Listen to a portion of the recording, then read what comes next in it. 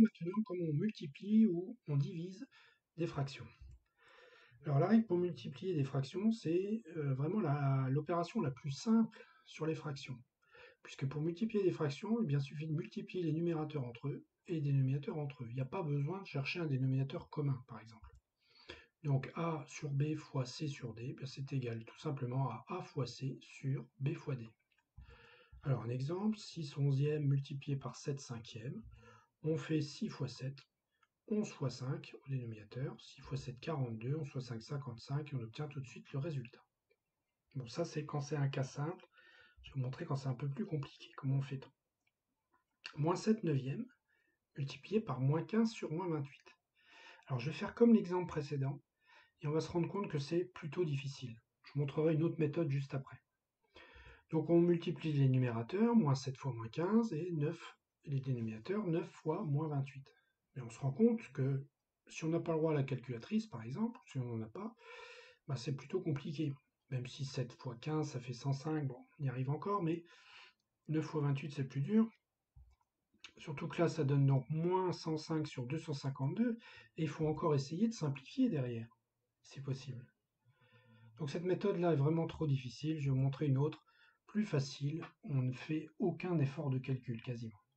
Alors reprenons donc l'exemple. La première étape de la méthode, c'est déjà de chercher le signe du résultat.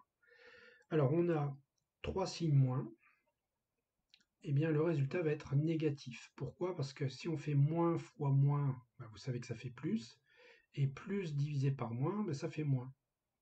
Ou alors se dire, petite méthode personnelle, si le nombre de signes moins est impair, ça donne moins. Si le nombre de signes moins est pair, ça donne plus. Donc là, on a 3 signes moins, donc un nombre impair. Donc le résultat est négatif. On met le signe moins et on s'en occupe plus. Deuxième étape, on va décomposer chaque nombre pour pouvoir en fait simplifier. Parce que là, maintenant, on va simplifier déjà le résultat. On ne va pas le faire à la fin, on va le faire ici. Alors, comment simplifier? Eh bien, on décompose donc chaque nombre en produits. Par exemple, 7, eh bien, c'est 7 fois 1. C'est le produit de 7 fois 1. 15, c'est le produit de 5 par 3, 5 fois 3. Hein, on décompose, il faut connaître ces tables, quoi. 9, c'est 3 fois 3, et 28, c'est 7 fois 4. Voilà, donc notre calcul, c'est moins 7 fois 1 fois 5 fois 3 sur 3 fois 3 fois 7 fois 4. Et c'est là que c'est intéressant, puisqu'on va pouvoir simplifier par les nombres qui sont en commun au numérateur et au dénominateur. C'est-à-dire qu'ici, il y a un 7 et un 7 en bas, eh bien je vais les barrer. En fait, les barrer, ça revient à diviser par 7 au numérateur et au dénominateur. Donc on barre les 7. On remarque qu'il y a 3 en commun aussi au numérateur et au dénominateur. On les barre. Bon, il en reste un, bien sûr, parce qu'il n'y en a pas un en haut, donc celui-là, on va le garder.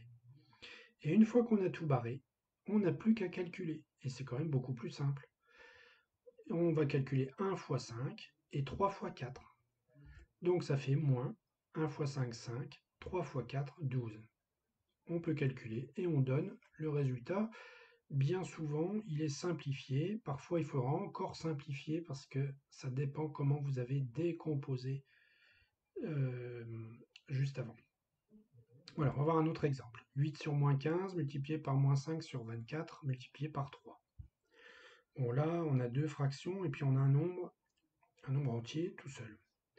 Comment pourrions-nous le mettre sous forme de fraction? Eh bien, en écrivant que c'est 3 sur 1. 3, c'est 3 divisé par 1. Voilà.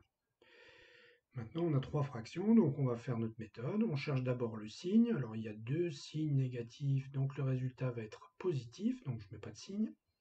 Ensuite, je décompose chaque nombre. Alors, attention, 8. 8, on peut le décomposer en 4 fois 2 ou en 8 fois 1.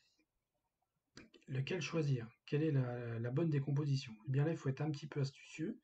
On remarque qu'au dénominateur, on a 24. Et 24, c'est dans la table de 8. C'est-à-dire que c'est 8 fois 3. On va écrire 8 fois 3 tout à l'heure.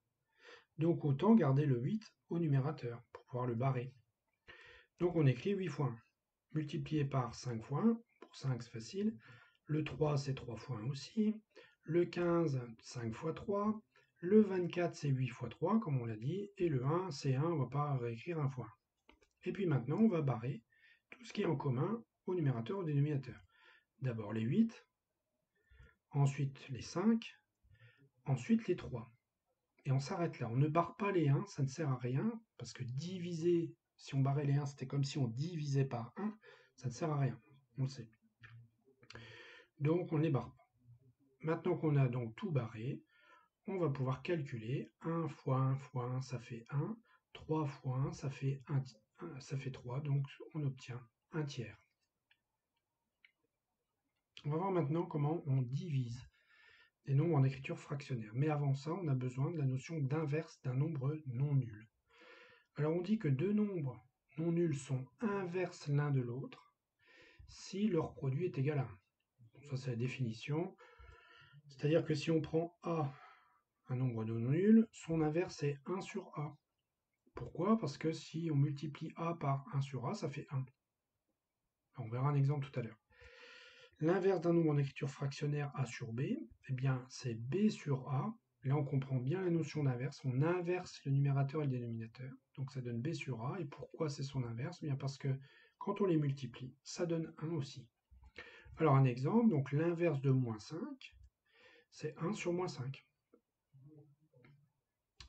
L'inverse de 6 onzième, c'est 11 sixième.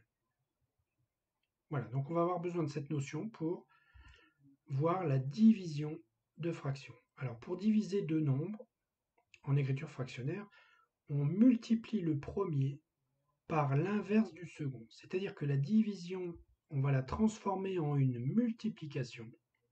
Donc le premier nombre reste A sur B. La division, on la transforme en une multiplication. Et le deuxième nombre par lequel on divise, eh bien on va le transformer en son inverse. Voilà. Donc A sur B divisé par C sur D, c'est la même chose que A sur B multiplié par D sur C. Voyons un exemple. 2 septièmes divisé par 8 cinquièmes. Donc c'est une division. On la transforme tout d'abord en une multiplication. Donc on écrit 2 septièmes multiplié par, et on prend l'inverse de 8 cinquièmes, ça fait 5 huitièmes. Et on obtient une multiplication qu'on sait faire. Comment on fait? On cherche d'abord le signe. Bon là il n'y en a pas, donc c'est sûr que le résultat va être positif. On décompose les nombres, 2, 2 fois 1, 5, 5 fois 1, 7, 7 fois 1 et 8, 4 fois 2. On barre ce qui est en commun, donc là c'est les 2, et on finit par calculer. Ça fait donc 5 sur 28. Deuxième exemple, 6 sur moins 5 divisé par moins 18. Alors, moins 18, on le met sur 1 tout de suite pour lui faire apparaître une fraction. Ensuite, on transforme la division en une multiplication et on prend l'inverse du second nombre, c'est-à-dire l'inverse de moins 18 unième, c'est 1 sur moins 18. Et puis ensuite, comme on a une multiplication, eh bien on fait la méthode que je vous ai montrée précédemment. On cherche le signe, là il y a deux signes moins, donc c'est plus. On décompose les nombres, alors 6, 6 fois 1. J'aurais pu rajouter fois 1, ça sert à rien. Le 5, 5 fois 1, 18, 6 fois 3. On barre les 6, on calcule, ça fait 1 sur 5 fois 1 fois 3, ça fait 15, donc 1 quinzième. Enfin, dernier exemple, avec une écriture un peu différente. Moins 14 cinquièmes sur 49 vingtièmes. Cette barre ici veut dire diviser. Il est là le diviser. Donc on fait comme tout à l'heure, on transforme la division en une multiplication. Donc moins 14 cinquièmes multiplié par l'inverse de 49 vingtièmes, c'est-à-dire 20 49e. Et ensuite on fait la multiplication. On cherche le signe. Là il y a un seul signe moins, donc le résultat va être négatif. Ensuite, on décompose 14 en 2 fois 7, 20 en 5 fois 4, 5 en 5 fois 1 et 49 en 7 fois 7. Puis on simplifie par 7 et par 5. Il n'y a plus rien à barrer, donc on calcule moins 2 fois 4, 8, 1 fois 7, 7, ça fait donc moins 8 septièmes.